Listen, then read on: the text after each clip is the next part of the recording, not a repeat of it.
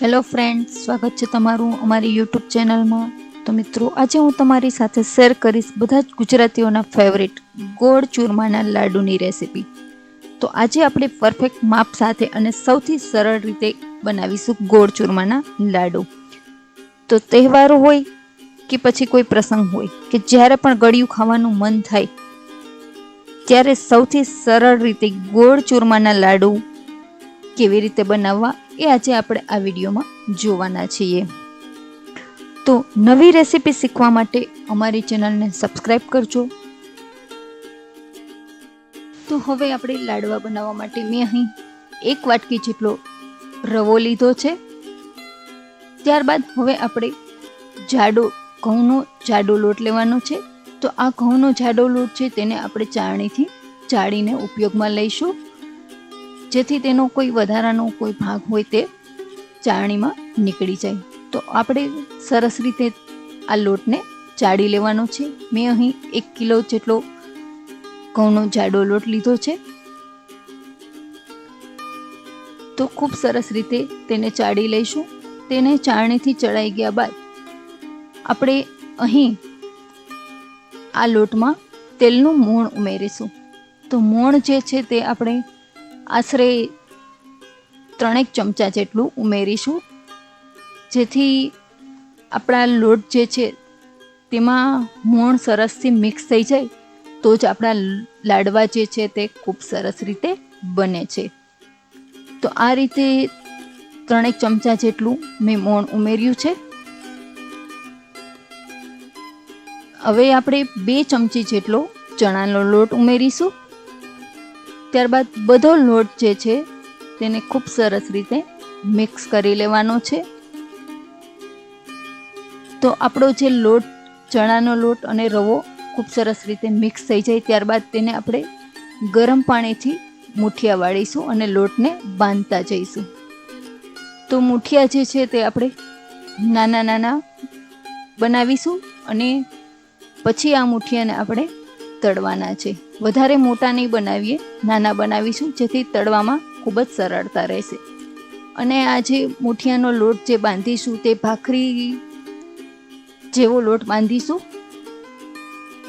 અને ભાખરી જેવો લોટ બાંધીશું અને નાના નાના આ રીતના મૂઠિયા વાળતા જઈશું। હવે આ મૂઠિયાને આપણે ઘીમાં તળવાના છે। તમે તેલ અથવા ઘીમાં તળી શકો છો, અથવા તો તેલ અને ઘી બંને મિક્સ કરીને પણ તળી શકો છો, પરંતુ હું અહીં આ મૂઠિયાને તળવા માટે ઘીનો જ ઉપયોગ કરું છું। તો હવે આપણે આ મૂઠિયાને એક પેનમાં ઘી નાખીને આપણે તેમાં તળીશું। મૂઠિયા આપણા લાઇટ બ્રાઉન થઈ જાય ત્યાં સુધી તેને તળવાના છે, જેથી આપણા જે લાડુ છે તે કાચા ન રહે। મૂઠિયાને અંદર પણ શેકાઈ જાય, એકદમ ધીમી આંચ પર આપણે આ મૂઠિયાને ફ્રાય કરીશું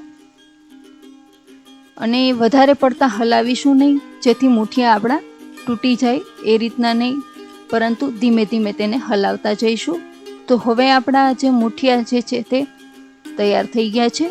તેને આ રીતે ગોલ્ડન થાય ત્યાં સુધીના તેને તળવાના છે। તો આ જ રીતે આપણે બધા જ લાડવાના મૂઠિયા જે છે તે વારાફરતી થોડા થોડા નાખીને બધા મૂઠિયાને તળી લેવાના છે।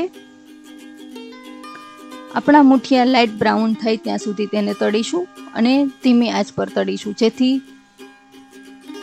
તે તૂટી પણ ન જાય। હવે આ બધા મૂઠિયાને આપણે થોડા થોડા કરીને છૂટા પાડી દઈશું, એટલે કે તેનો ભૂકો કરવાનો છે। અહીં ભૂકો તમે ખાણણીમાં પણ કરી શકો છો, પરંતુ આ મૂઠિયા આપણે થોડા ઠંડા થાય પછી જ તેને આપણે મિક્સર જારમાં પીસવાના છે। તો આ રીતે આપણે તેને નાના નાના ટુકડા કરી લેવાના છે અને ઠંડા થાય ત્યારબાદ જ તેને આપણે મિક્સર જારમાં એડ કરીશું।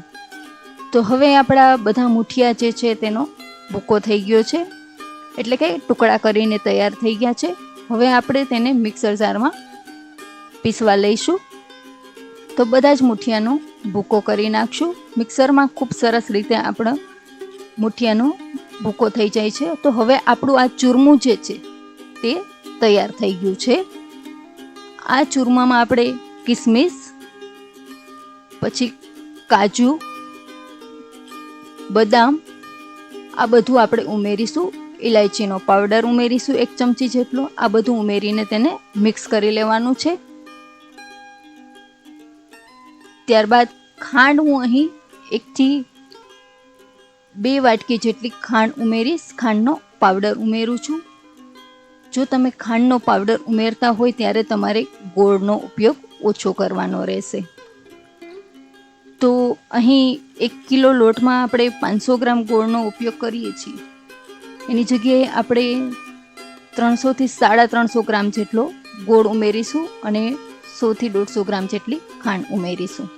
તો આ રીતે આપણે કરીશું પરફેક્ટ માપ સાથે, એટલે આપણા લાડવા પણ ખૂબ જ સરસ બનશે. તો હવે આપણે એક પેનમાં 500 ગ્રામ જેટલું ઘી લઈશું અને 350 ગ્રામ જેટલો ગોળ ઉમેરીશું. આ ઘી અને ગોળને ધીમી આંચ પર ગરમ થવા દઈશું અને એક રસ થાય ત્યાં સુધી મિક્સ થઈ જાય, એકદમ ગરમ થઈ જાય ત્યાં સુધી તેને મિક્સ કરશું. ત્યારબાદ આપણું ઘી અને ગોળ બંને મિક્સ થઈ જાય, એટલે કે ઘી અને ગોળનો પાયો તૈયાર થઈ જાય, ત્યાર પછી આપણે જે ચૂરમું બનાવીને રાખ્યું છે આ ચૂરમામાં આપણે આ ગોળ અને ઘીનો પાયો જે છે તે ઉમેરવાનો છે.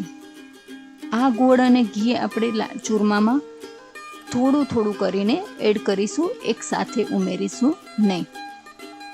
તો આ ગોળ અને ઘીનો પાયો જે છે તે ખૂબ સરસ રીતે મિક્સ કરતા જઈશું, એટલે કે તેને એક ચમચાની મદદથી હલાવતા રહીશું. તો હવે ચમચાની મદદથી ગોળ ઘીને ચૂરમા સાથે ખૂબ સરસ રીતે મિક્સ કરી લઈએ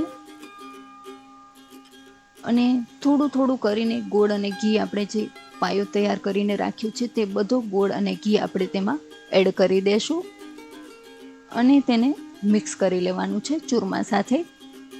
તો આ રીતે આપણે તેને મિક્સ કરતા જઈશું. ત્યારબાદ હવે આપણે લાડવા વાળીશું. તો લાડવા તમે ચમચાથી પણ વાળી શકો છો, તેનો ચમચો આવે છે તેનાથી, અથવા તો તમે હાથેથી પણ વાળી શકો છો. પરંતુ હું અહીં લાડવા ચમચાથી જ વાળું છું, જેનાથી તે ટેક્સચરમાં પણ ખૂબ જ સરસ થાય છે અને બધા લાડુ એક સરખા બને છે. ઉપરથી આપણે ખસખસ લગાવીશું, ઉપરથી ખસખસ લગાવતા જઈશું. તો આ રીતે બધા લાડવા આપણે વાળતા જઈશું. અહીં હું નાના અને મોટા 2 પ્રકારના લાડવા વાળું છું અને એ પણ બંને લાડવા ચમચાથી જ વાળું છું, મોટા લાડવા અને નાના લાડવા.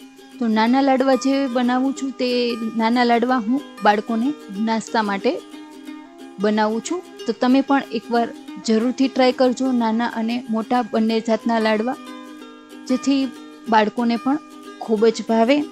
તો પરફેક્ટ માપ સાથે ઘરમાં બધાના ફેવરિટ ચૂરમાના લાડુ જે છે તે આજે આપણે તૈયાર થઈ ગયા છે.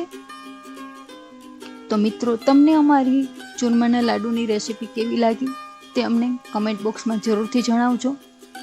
અમારી ચેનલને સબસ્ક્રાઈબ જરૂરથી કરજો. અમારો વિડીયો જોવા બદલ આપનો ખૂબ ખૂબ આભાર. Thank you.